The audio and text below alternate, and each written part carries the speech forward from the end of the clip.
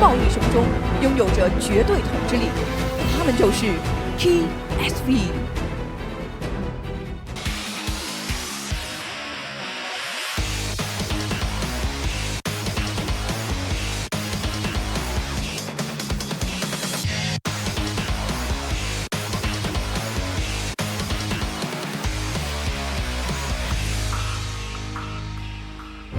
欢迎 KSV。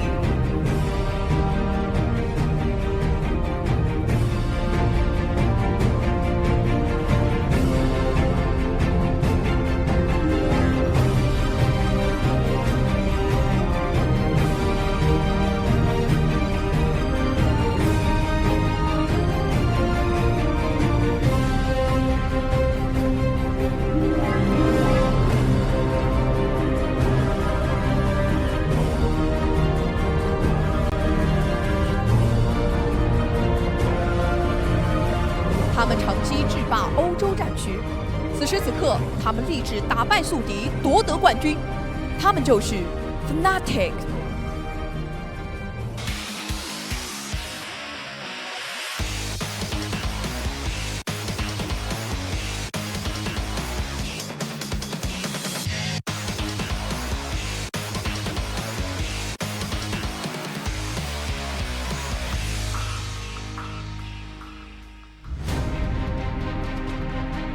欢迎 FNC。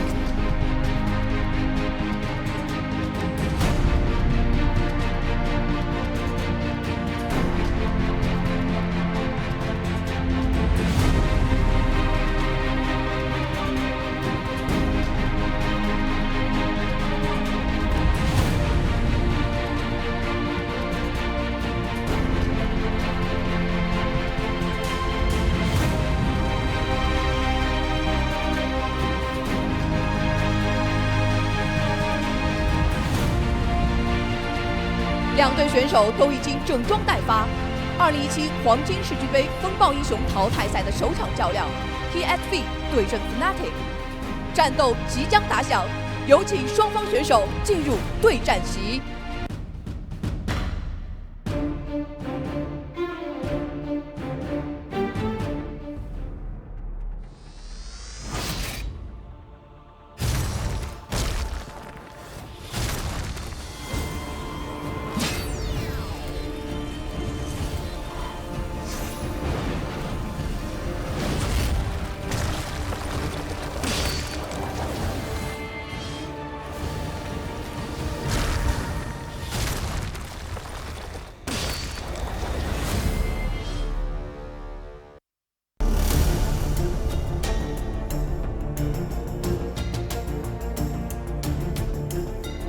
To the GCWC, the playoffs and knockout stage. We are heading into the final rounds of the tournament, and we have some really interesting games here today, starting us off, of course, with Fnatic going up against KSV once again. Yeah, and the name of the day today is Europe versus Korea, because after that very cool match, KSV versus Fnatic, we have Dignitas versus Ballistics. This is all in the knockout phase, the double elimination, following 7 days of epic group stage play. And of course, the games that we have today, we already saw the teams meet up against each other in the previous round when we had our group stage. So it's going to be pretty interesting heading with that history now into the next round of the tournament. In particular, the series between Dignitas and Ballistics should be incredibly interesting, considering that Ballistics made a major change with their roles after they suffered a severe loss at the hands of Dignitas. Yeah, I mean, Ballistics has a very talented player with the name of SCSC. He's incredibly scary when he is on carry heroes that have high damage but high risk, high reward proposition. And it was generally understood that they did not use SCSC for this role against Dignitas. The Dignitas series went heavily in favor of Dignitas, 2-0 against Ballistics, but who knows what happens when SCSC gets the heroes that he would most like to play with. Well, we've seen him go up against some other teams, and it looked absolutely fantastic what he was able to do there. So for Dignitas, it's going to be a very different ballgame. Well, we're starting the day off with KSV going up against Fnatic, and that was a series where KSV in particular was not too happy about the result in the group stage, where Fnatic was able to take one map of them. Now they're the favorite heading, of course, into the tournament, KSV that is. So today they are going to be very eager to put out a bit of a different performance. Yeah, and these two teams have been facing each other on the world stage very much. I mean, in the BlizzCon Grand Finals, they met. Fnatic took second behind KSV, also taking one map in the best of 5, losing 1 and 3. And generally, it is expected that KSV, they were the #1 seed going into this tournament. They have proven it so far in the group stage with 12 points out of a possible 14 points. Very impressive. It is expected that KSV would be winning against Fnatic here if all things go as expected. But Fnatic has been gaining a little bit of strength.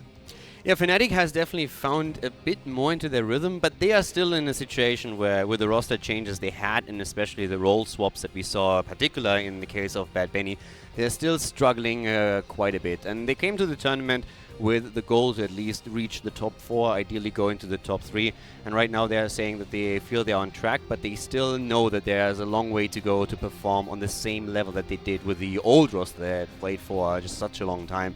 So there's still a lot of work ahead of them. But we already see in some of the games that synergy that exists between the players. Yeah, especially when executing heavy global strategies with many heroes that can teleport, fly or burrow into the map very fast. Their synergy and coordination is almost second to none. But then when it comes to some of the rotational plans, sometimes those new roles where Bad Benny may be on, for example, a support as the offlaner instead of what he used to play, fully frontline, there may still be a little bit of uncomfortability. Yeah, there's still definitely quite some room to grow for them, and they're the first ones to acknowledge that. So at this point, they know that heading into the game against KSV, they are the underdogs here. They have a couple of strategies prepared where they feel they might be able to catch the Korean team off guard, but at this point, of course, you have to acknowledge that KSV is just looking absolutely stellar. Now, Fnatic has so far won every map that they've played yet. So far on Cursed Hollow, they've been picking it a lot in this tournament. KSV should be aware of this. And furthermore, most of the matches, well, all of the matches that these teams have played so far are in best of 2 format. And now we're going to elevate that, we're going to grow that to a best of 5. Now, you're going to have to play a lot more maps, even some that previously would not even have been looked at. For example, barely any Braxis holdout for teams like KSV and Fnatic, and that may crop up now. Warhead, for example, banned out most of the time, since most of the teams, especially the Korean teams, don't want to face any Western team on the map, since they are a little bit afraid of cheese coming their way. And another thing that we also want to point out is that right now we are in the live patch. So whereas the playoff stage was still in the previous patch, by now we are playing on the live patch of the tournament. So at this point we have a global ban on Sergeant Hammer, but outside of that all the support changes are in. Yeah, so we generally see 5% health and damage and healing nerf on every support that exists except for Lily. Let's see if Lily will make her way into the meta more than before. Somehow I still doubt it a bit. Yeah. Now, that means that any support hero that is more focused towards utility, such as bonus range, lockdown, by comparison, relatively to the others, will have lost out less. Malfurion, who is almost entirely healing, he will have lost out more than someone like Uther, who always offers armor. If you don't believe it, just imagine if you were to reduce everyone's healing with 100-fold, so no one heals anymore, Uther would still be giving armor, but Malfurion would not be giving any heals or utility to his teammates. Yeah, one of the interesting parts about it is especially when we're looking at Rhaegar, who now lost Lightning Bond, which is a majority of his wave clear. And he is probably the hero that currently affects the drafting process the most, since teams have started to adjust their compositions quite heavily on certain maps where they all of a sudden realize if we just use Rhaegar as one of our major wave clear heroes in the early game, we will lose the game out. So they have to change some of their heroes, maybe opt into a Johanna on the front line where they preferred a different hero just to add that additional wave clear, or change the mage in the backline a little bit. But those changes have been experimented with over the last few days. We've seen a lot of teams also testing out if solo support is something that they can really make work here. Right now, it still seems very much like most teams rely onto the meta that was present before, so we have seen a lot of double support, occasionally the solo support coming in, but most of the changes really seem to focus on Rhaegar in the first place. Yeah, when you look at changes like this, well, let's look at the map first, because this is super interesting. KSV is going to be banning out, as predicted, Warhead Junction. The first map is going to be Battlefield of Eternity. And we have a ban on Sky Temple for Fnatic in this case. So they're banning the map here, since at this point, then especially Mena has been talking a bit about it. This is not necessarily his preferred map. Fnatic traditionally was very strong here, but we've seen that the Korean teams in particular have drafted very heavily towards fights around the boss area, and Fnatic has started to show some weakness here, where they have to just find that synergy that we're talking about earlier to make sure that they can get success here. And talking about like team fighting, Battlefield of Eternity is our first map. That's the cue right here. Now, in the last match that KSV played in the group phase, they were playing for whether they will take first or second in the tournament. And it was in the group stage. And it was a pretty big deal for KSV. They had to win at least one map against the Ballistics. If they had lost both, they would have finished second. They wouldn't have faced Fnatic. They would have faced someone higher ranked. So that was a pretty big deal. And in those games, Abathur was highly looked at between KSV and Ballistics, which actually took most of us a little bit at surprise. But Fnatic is going to remove that immediately. Interestingly, Fnatic has almost only first banned Tassadar the entire tournament, so this might come as a surprise. Abathur has seen quite a bit of a priority, as you already said, not only when we're looking at the games that were played in the playoff phase, but also in scrims in general. There's a couple of heroes that really have started to spike slightly, and especially aggression is something that in general teams have started to lean a little bit more towards. So for Battlefield of Eternity, of course, that is going to be an obvious trend, since this is a very team fight oriented map. But when we're looking at the bans, first of all, KSV with the ban on ETC, and this is not only a meta ban, but this is also acknowledging that Breeze on the hero is just absolutely fantastic and probably the best ETC player in the world. Yeah, I mean, even when KSV wasn't facing Fnatic in this tournament, they have heavily focused towards banning ETC in that first slot. And in the second ban slot, KSV generally deviating towards either a DPS or sometimes targeted bans against specific hero teams that they're playing against. But very heavy tank focus of bans and much less on the support. Now, interestingly, Fnatic going with Lucio first, generally this would have been a Rhaegar, not just for the map, but for the general power level. But like you said, Lightning Bond has been removed. Maybe Lucio is the best support now. Yeah, Lucio definitely has a huge power spike thanks to those changes. He was already very strong before, since he offers so much flexibility to the team. You can easily play him in a double support composition where you add a burst healer to the mix, and he can provide you with speed and also heal over time. But KSV is now heading straight into Genji and Li Ming. And traditionally, when you have Lucio on the opponent's side, then you are already a bit aware that Genji with the Dragon Blade might not quite give you the value you're looking for. But what KSV is opting for here is, of course, trying to get those double resets once again for them. So they need to make sure that they can confirm a kill. So it's very likely that Fnatic is maybe looking at a second support later on, just to have that burst heal, so that they can save the target that the two assassins are going to jump upon. Yeah, exactly. Anytime Fnatic loses one hero, more are sure to follow with those double resets. So you want to make sure that that first death is staved off as long as possible. And that probably means Fnatic will look at double support, like you said, maybe even double warrior as well, just to create fewer points of weakness. Tyrael is nice. He's a warrior that offers additional protection to the team with sanctification, righteousness, and the movement speed increase. And of course he pairs extremely well with Greymane in particular. Tyrael has just so many things that on this map in particular that really helps him. Sanctification alone, not only in the team fight, but also when you try to make an attempt for keep for core, can always help you. And in the team fights, he absolutely excels. Greymane is helped out by him too, because you can dive so much deeper into the opponent's backline if you know that Tyrael is going to be with you there and can use Sanctification when needed. KSV thinking about that second ban, either support or warrior. I feel like Bad Benny on Fnatic has looked best so far when he is on Arthas. Banning that is a possibility for KSV to deal with that. Pairs up well with Tyrael and Lucio as well. It looks like they're considering a support. Actually, they're giving quite a smidget of information to any VOD watchers, including the teams that will be looking at them.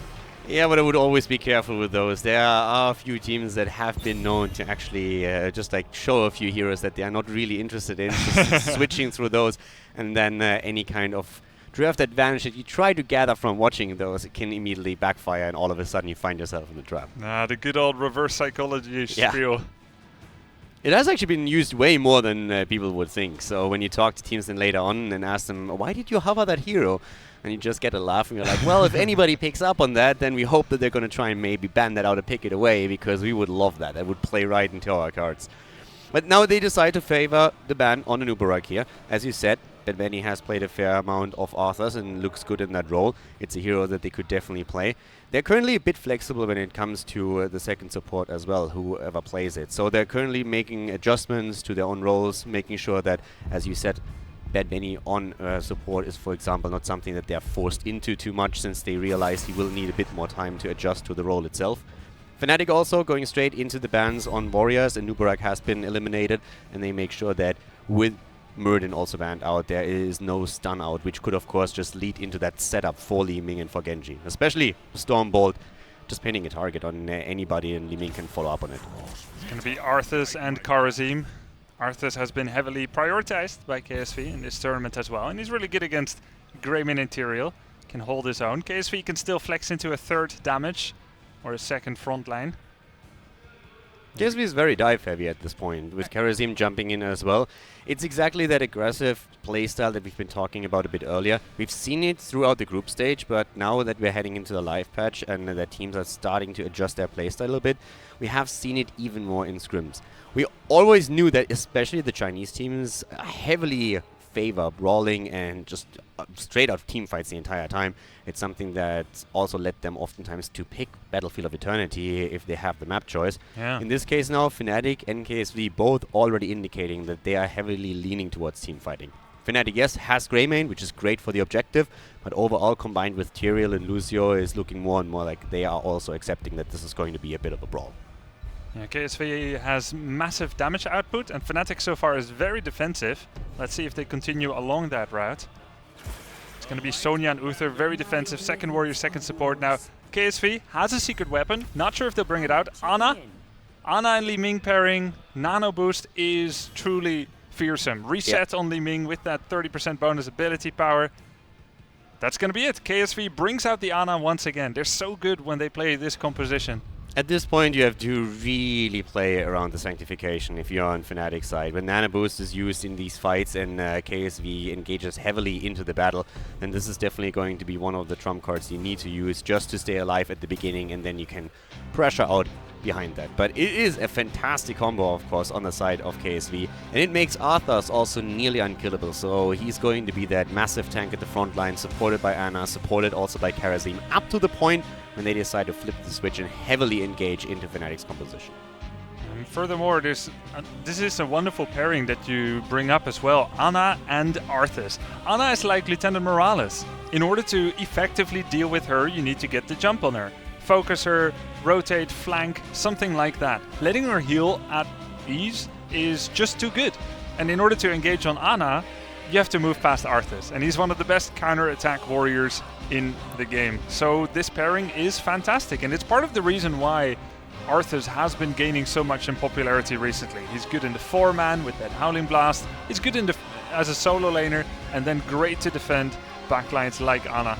There's also a few things on this map in particular that really help Ana, especially when we're talking about piercing darts as the level 1 talent. Getting those stacks is so much easier when you have constant brawls in the middle of the map, and this is what Battlefield of Eternity is of course known for.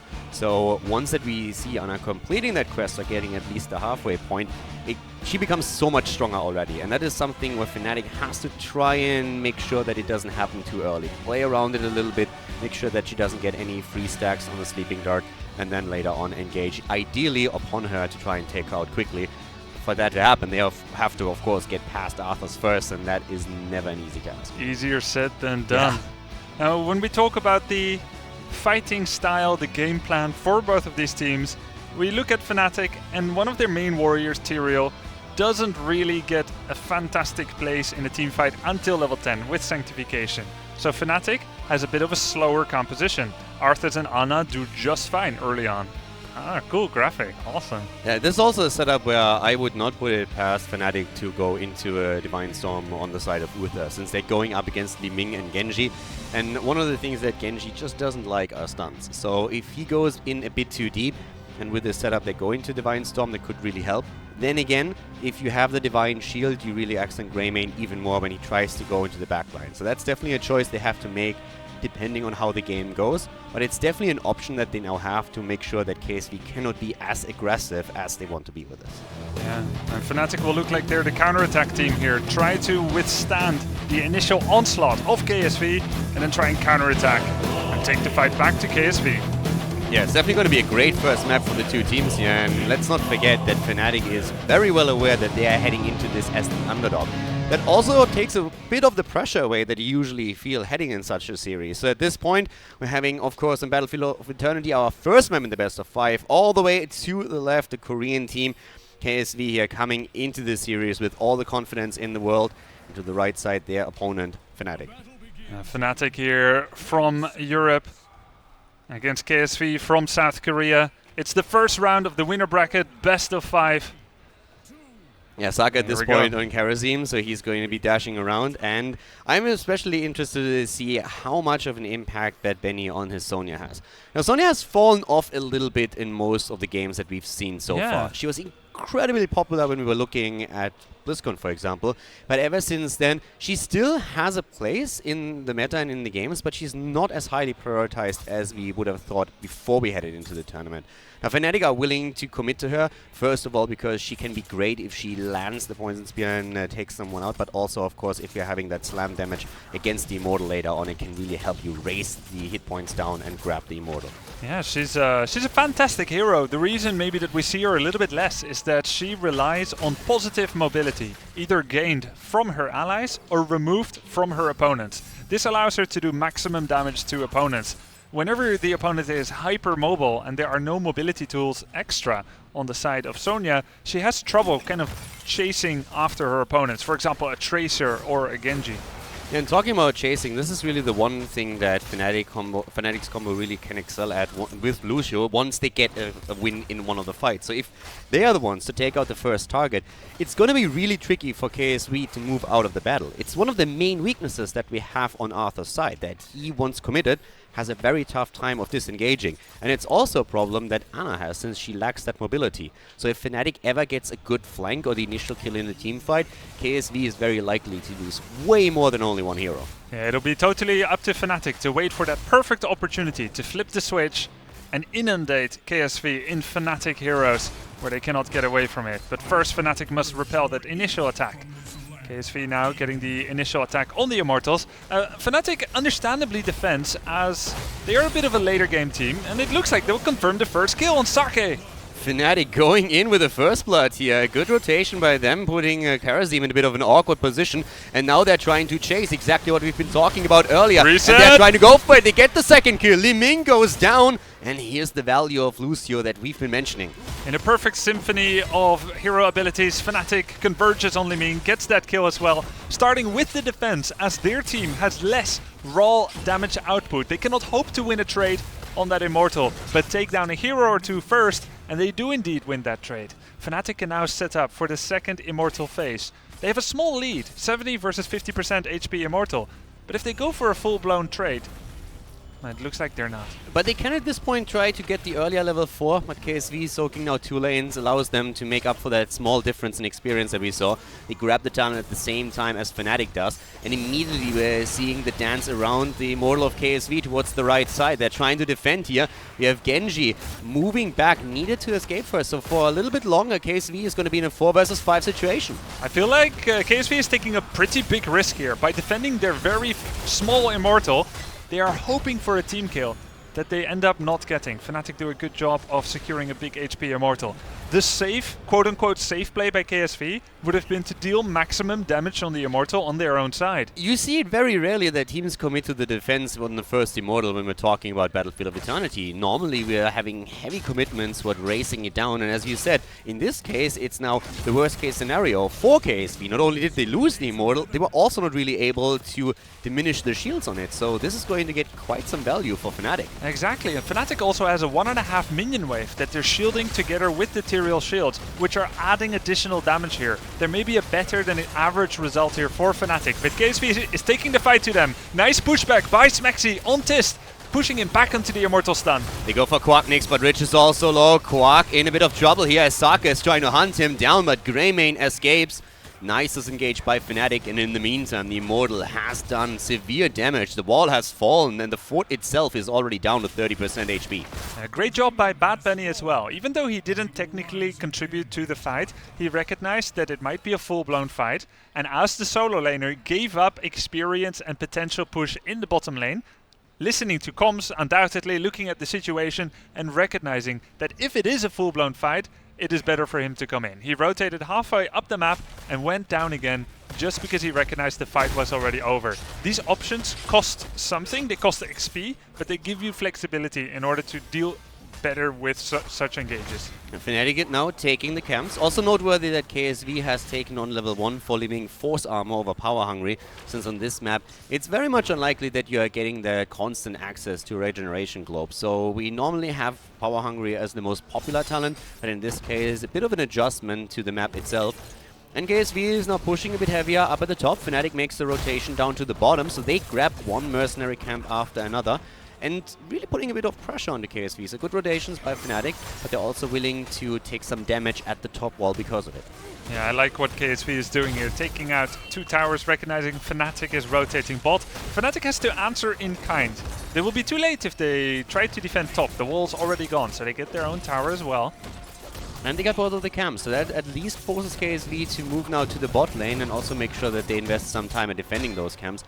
But Benny mainly trying to get the experience here, as both of the teams are opting for their Shaman camps here. And this is of course one of the most important timings that you have in the game. You're trying to get your Shaman camp just as the Immortal is about to spawn, and that will force a reaction out of your opponent once that Immortals are active in the middle of the map. Since if they don't react to the camp, it will get value and eventually also take down the fort itself. So both of the teams will have to make that rotation.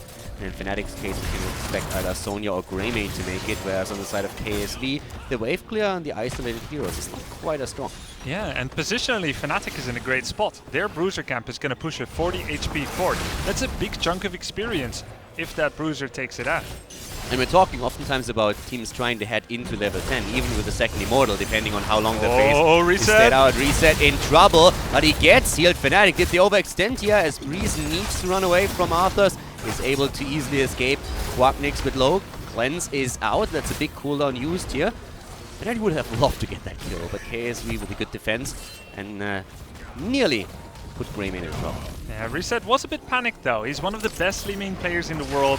His predictive skill shots are so good, knowing where people are going to move practically before they do. But in this moment he was panicked and he shot far left. Missed out on a bit of return damage here. Fnatic definitely turning on that pressure and now choosing the safe route, dealing as much damage as they can on the Immortal, recognizing they want to pull back for a bit and stop that defense. Now where are the Immortals going? Defensive positions looks like. This may mean that it will stall all the way till level 10. Badmany is starting to pressure top fort. This will give Fnatic level 9.5. Yeah, the top fort was nearly destroyed by the earlier minion wave, and by now Sonya has an easy time clearing the wave and pushing that even farther in. The fight is already starting. If before that, Hist at the front is being attacked immediately, and he needs to be careful. He has a lot of assistance, but if he falls, that would be a disaster for them. Immortal stuns coming through, but not hitting anybody on the side of Fnatic, but they're low already, and Quacknix goes down. And resets for Reset. He chases further. Breeze will get taken out as well by Tist, unable to get the confirmed kill either. The explosion damage not quite enough. That's a double kill for KSV, and that means they'll be able to finish off this Immortal in peace. No, I'm not sure if Fnatic really needed to go and attack here already. As we said before, they have the easier time moving a hero onto the lane, clearing the wave and applying pressure to the forts. And in this case, they could have tried to draw that out until level 10. Eventually, KSV is actually the one who have to make a move here, because Li Ming can obviously poke, but at the same time, if you use the shields on Tyrael and also the overtime heal on Lucio, you can tank a fair amount of those shots, rotate through, and just make sure that your own Immortal is never under too much pressure. Yeah, gonna have to agree with that one, Calder. Of course, it's always different playing than watching, but just from watching, we could see that a full focus on Arthas was done. It looked like they might be able to take him down, but with Icebound Fortitude and that double support, he survived just, and that gave Fnatic no chance to make a good situation out of that. They have level 10 now though, and they immediately engage. They want to go for Gyoja, and he is in trouble, but the target is shifted as Sako all of a sudden gets attacked. Soundberry already used on the side of Lucio. Dragon Blade popped as well. Rich not getting as much value as was hoping for here, but a great Howling Blast by Arthas. Wow, nice dodge on the Arcane Orb. Now Fnatic has created a bit of space to allow the Immortal to do more damage. Huge Poison Spear on Reset. Thank you, Force Armor. Massive amount of damage here, and they kill against Karazim.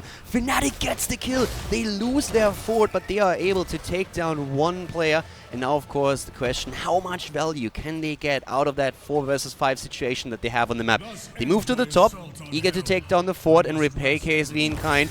But this game so far, Grubby, is actually a lot closer than expected. Yeah, you know, and that D-Storm comes out. You mentioned it during the draft. Maybe we'll see that D-Storm as a little bit of more of a skirmish comes out here. A huge argument for Divine Shields, stopping double resets. And yet it is going to be that D-Storm. It did take Sake by surprise.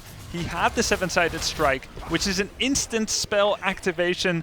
You become untouchable, you deal damage, and it allows you to escape, often as Karazim, but there was no time for it. Hammer of Justice into Divine Storm, blown up. Now, what does Fnatic gain out of that? First of all, they pull the entire team of KSV to the top lane. Bad Betty now has bottom for himself for a while. But I would say that you asked, they got a kill, but what do they get out of it? Well, you know, no tower wall, no fort or anything like that. So, do you think, I mean, they got one Impaler camp. Yeah, I feel like the camp is... They were hoping for the fort. They will get the fort eventually. At this point, we have both of the teams nearly at the same amount of experience.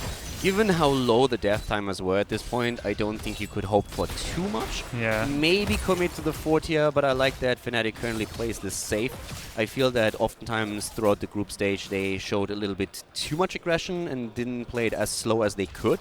We talked about the same problem earlier when they could have maybe stalled out the Immortal fight a little bit longer. But at this point, they're looking strong. We have 3 kills against KSV. KSV themselves have already secured 2. Fnatic and KSV are both on level 12 at this point, and the camps are once again taken. Shaman camps, of course, playing a huge role here. But unfortunately for KSV, this is an easy defense at the bot lane. For Fnatic, they should be able to take that Shaman can out. 7-sided, committed to by Sake, as Rich and him are trying to go for Mena and Bad Benny, but that is a big cooldown used already, and the camp is defended, whereas Fnatic up at the top lane still has pressure on the lane. Yeah, Genji now starting to work on that top camp. Now, for what it's worth, Fnatic is still busy with their 5-man. KSV starts to work on their Immortal with the other 4 members that are not defending a camp and will still get ahead in that race. Slightly ahead on level 13 as well. Yeah, at this point, Fnatic needs to start rotating heroes onto the lanes again. Pre-13 attempt by Fnatic. Unless they want to hit it before 13, exactly. So if they want to fight on level 10 talents, they could try and do that right now. But up to the top, they still have that juicy experience that is the fort. So if they can get close enough to just get a few shots in, that would be great. But of course, KSV knows that as well. And they're trying to shark around to put the pressure onto Fnatic's Immortal once again. Great position by Tis there, stopping Fnatic from rotating and flanking on the damaging members of KSV. KSV gets another 10% damage on the Immortal. Fnatic now losing talent advantage while being in a very defensive position still. Very grouped up, unable to gain experience from lane. Yeah, and at this point we already see Sonya at the bot lane. Immediately KSV goes in. They have the talent advantage, they have the numerous advantage as well. They're going for it. Nano boost has not been committed yet. So they're still waiting this out a little bit. Fnatic playing it careful. Nice dodge by Benny against the Howling Blast. That was an important one. And Quack up to the top on Greymane now committing to the wave so that they finally will get their level 13 talent as well. Level 13 is reached. Greymane still at the top. A lot of damage on the Immortal Fnatic. At this point, it's not about how much HP is there on it. Is there any on it at all? Now it becomes about the team fight. To the victor go the spoils. Fnatic positioning aggressively, but KSV, they can use those defensive Immortals for an advantageous fight. Yeah, and of course Tis at the front. He would love to bait a few cooldowns here so that the rest of the team is going to be safer once they start engaging. It's all about Mena and when he starts to use that Divine Storm on his side. We have Fnatic posturing very aggressively, just trying to shove towards the Immortal of KSV, which allows, of course, KSV to take the more defensive position around the Immortal. It's really a close call here. Fnatic is starting to get a little bit of damage in, but at the same time, this is still an Immortal that's going to be decided over the team fight, and here we go. That's a cool flank by Fnatic, but once again, Tist in the correct position. Arthas at the front, Mena dropping low, has Divine Storm. Will he use it on Arthas? Well, doesn't use it yet and holds it. Goes down, did not commit. Whoa! But Genji goes down as Sonya just splits him into 2 pieces. Gets the gets the Poison Spear in and an immediate smash afterwards. A 4 versus 4 and Saka all of a sudden finds himself in trouble as well. Quacknix is trying to go for the kill and they get it. Sonya once again committing. The kill is there and they also get Li Ming. A triple kill for Fnatic. Bad Benny across the wall. Karazim was cornered, had no 7-sided to save himself. Smartly goes over the wall. Bad Benny with the perfect anticipation. They take down 2 more heroes. Fnatic, all they needed was a sliver of health on the Immortal and they managed to take it for themselves. at this point, they're looking strong here, and especially given the situation with Mene, where he found himself in a spot where he was hoping for the perfect Divine Storm, and then in the end they decided he wouldn't use the cooldown at all because they said it's not worth it. We are currently 14 minutes into the game. If I burn the cooldown, it's going to be too much. At least we can use it for the defense. I think that was the thought process at that point. But all of a sudden they see an opportunity, they get the kills, and it starts snowballing for them, and that's what they're trying to do right now. Once again, 7-sided being used. Mene trying to punish Saka afterwards, moving in with a stun, and Fnatic pushing it forward as the Immortal takes down the fort. Very good movement here by Bad Bunny, constantly seeking an opportunity to deal damage with the Poison Spear, but immediately moving back, recognizing that he will be a focus target, dodging massive follow-up damage. Immortal with the damage here. We have KSV starting to push in. Quacknix putting the pressure onto Rich here, but Arthas is in trouble and he goes down! We have immediately the commitment by Fnatic going in, dropping everything, Sanctification as well, and now without the tank, KSV is in trouble. This is going to be the first keep of the game. Finally, Mene flips the switch off Divine Storm in the perfect situation, taking down that which seems impossible to take down. Arthas with the double support, Quacknix for a bit of extra damage. Good judgment, actually. Not necessarily needing the kill, but recognizing that he can get that trade damage in and still get away safely. Yeah, it's definitely an aggressive move that you can make, but for Fnatic it's currently interesting because oftentimes when they were talking about their own experience in the group stage and also in scrims, they were saying, guys, we need to make sure that we are not overextended. Let's not overextend it, let's not play to save, just that balance by when can I engage, when do I really get something out of my attack, and when is it better for me to just try and run with my advantage and move back. It's something that as a 5-main they still have to work on a bit, and they recognize that as definitely one of the weaknesses that they still have, these decision-making processes when they are ahead in particular in a fight.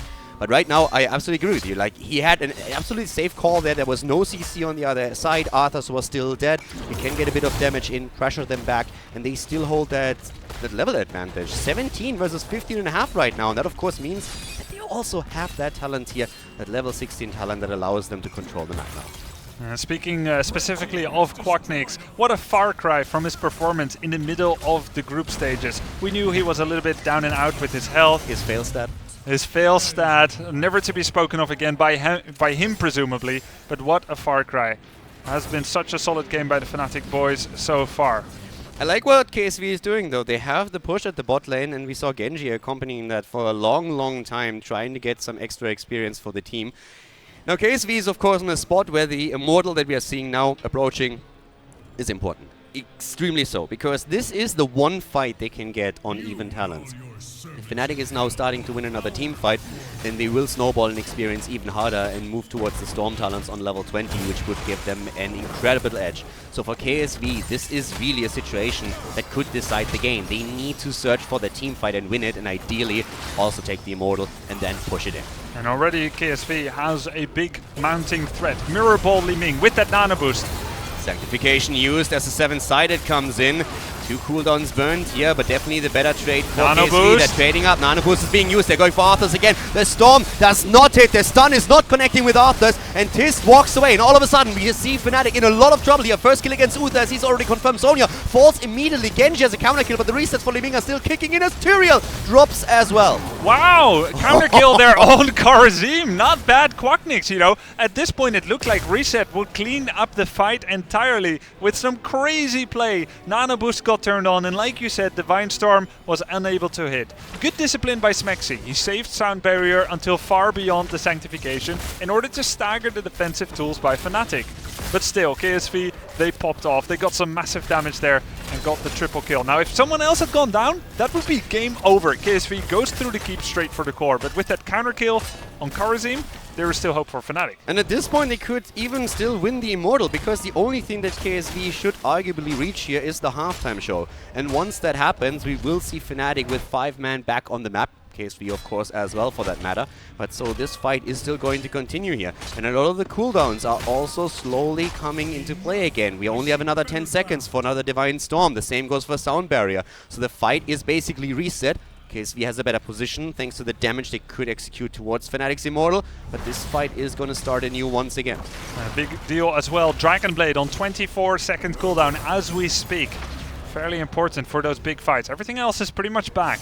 as Fnatic postures for a defense. Yeah, and also we have the bot lane still pushing through. Those catapults are a problem, and they are trying to go for Rich. Rich is in a bit of trouble here. He has the mobility and immediately uses it, doesn't panic, but the rest of the team is now all of a sudden in a bit of a bad spot as well. Sake already in, and Menik gets actually hit by the sleeping dart. He was looking for that follow-up stun. He was looking to go in, not only with Benediction, but also drop the Divine Storm and confirm the kill. But in this case, Anna saving the day for KSV. Yeah, Kyocha has finally reached 10 minimum stacks, now sitting at 12. That means she can hit double Sleep Dart, not double heal yet. She needs 20 stacks of Sleep Dart for that. So now 2 members can be locked down from Fnatic as the fight breaks out. Massive damage on Tist, but he takes a lot of heals. Gets also cleansed here, so another cooldown burn. Well, actually the cleansing dashes, of course, of Karazim coming into play here, and he's starting to use those just to make sure that everyone can move away, but Fnatic is starting to drop in HP. That's where Lucio, once again, is going to be really important, since once the kills start coming in for KSV, the resets for Li Ming alone are going to be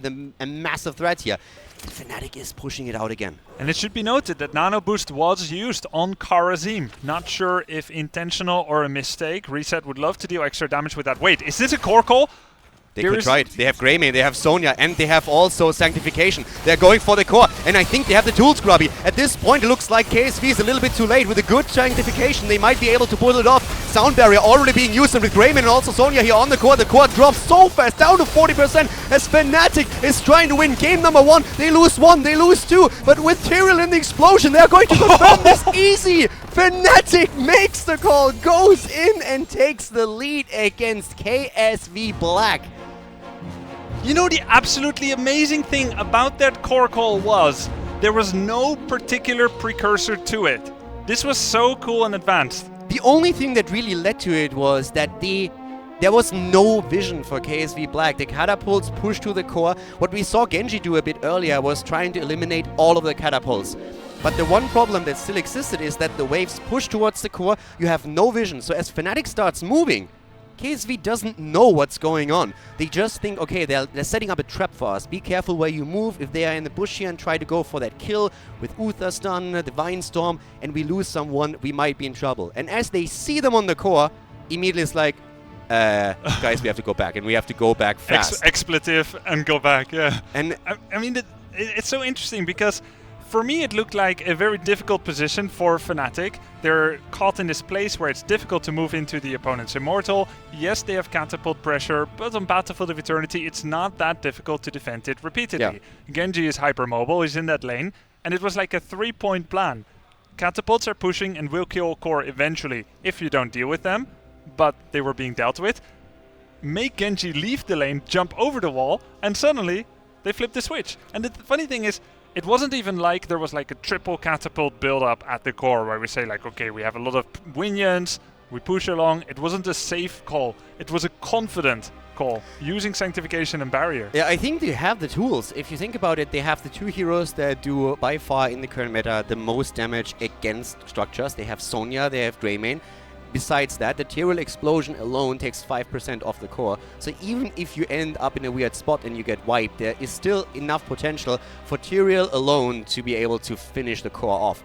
Sound Barrier, Sanctification, as long as they use their tools well, they have a very solid argument for making that call. And I think it was just one of those things where I realized, hey guys, this is an option right now. Let's flip the switch, go for it. And it was, as you said, a very confident call, given the tools they had. It was a great call as well, and it worked out. But I imagine if they had level 20, I would say, okay, you also have Holy Arena. 25% damage to everyone, but they didn't. And that's what made it so cool, isn't it? I think they were afraid to play for 20 because they were literally at the cusp of just hitting 19. KSV was a level behind, but as you said, they're in this awkward spot where the Immortal is down to, I think, 40% at the time. So there's constant poking happening. And if you try to make the play for 20 and all of a sudden KSV catches you, one Immortal could lose you the game with the death timers being that high already. Ideally, they would have waited for it, but even if both teams get 20, who do you think has a better 20? Because there's Nano Boost that heals 50% of all damage dealt from Li Ming or Genji, so scary. Dragon becomes me, Infinite Dragon Blade. Yeah. I think both on 20 would be rough. I think once that Fnatic, if they had made a different play and they are committing to 20, they reach 20 first, I think they would use that moment to immediately be hyper-aggressive. Either threaten core or go straight for the Immortal, but in this situation they saw an opportunity and they took it, and it worked out perfectly. And It's cool. Very few people would have expected them to take the first map here, and I'm including them as well. Yeah. They said, we have a couple of things that we want to try, but we know that as a team we are just not there. They said that over and over again. They said, like, okay, people can't expect us to perform on the same level that we did as BlizzCon, because we as a 5-man, we need to have some time to grow. We have certain problems that we need to work on. We knew that from the start, when we drafted the new lineup, that's going to take us a little bit of time, and we are willing to see this as a learning opportunity. They knew that KSV Black would be a tough team to beat, and that they came out swinging like this. I think that's pretty impressive, because themselves included, very few people expected such a controlled performance and disciplined performance. Yeah, I think it was high-level play by both of them. KSV looked super scary in that fight at the bottom right, where Reset just popped off on the Ming. Very even kill count, as you can see. Fnatic able to leverage a few more structures, mainly by winning fights at the right time. When the Immortal was already in the second phase, it allowed them to secure the Immortal. He's my MVP, by the way. I feel that I agree with what you said earlier when you mentioned that Quacknix improved his performance from the group stage immensely and had much more of an impact on his Greymane here today than he had during the group stage.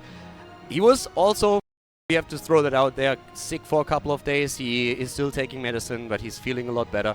But at the same time, Bad Benny, those kills that he got and the spears always connecting when he needed against such hypermobile heroes, or at least heroes that have a lot of escapes at their disposal, that was incredibly impressive. And he turned the tide of like quite a few teamfights here. Yeah, I have to agree with that. I'm very happy